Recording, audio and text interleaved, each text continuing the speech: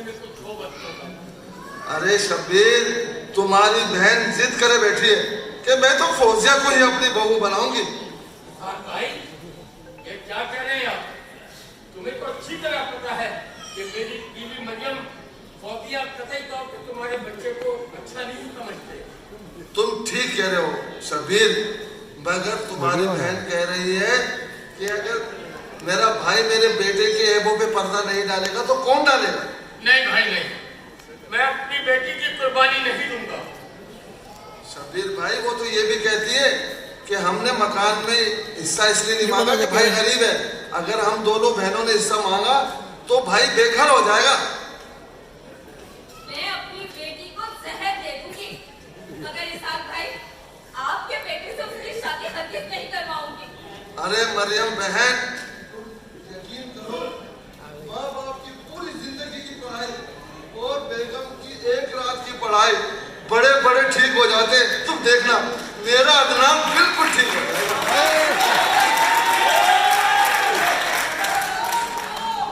लेकिन मैं अपनी जिंदगी का सौदा नहीं तोड़ने दूंगी।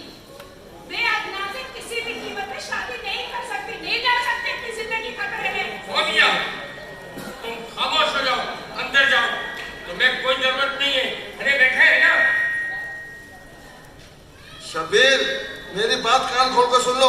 इस घर में जो मेरा हिस्सा बनता है ना, वो दे दो मुझे बस। हाँ, इस्लाम में जो औरत बेटी का हिस्सा उसके माँ बाप को देना चाहिए। अबू, इनको इनका हिस्सा दो, लेकिन रिश्ता नहीं दो। मैं अभी से मैं कहता हूँ खामोश हो जाओ मरियम, और तुम अंदर जाओ। तुम्हारा कोई हक नहीं है बीच में बोलने का। जाओ। हाँ, तुम्हारा कोई हक नहीं है बेटा। हक तो सारे मर्दों के पास है ना।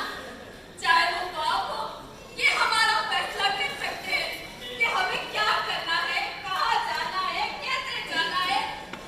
औरत का तो दुनिया में कुछ भी नहीं, कोई भी हक नहीं है औरत का।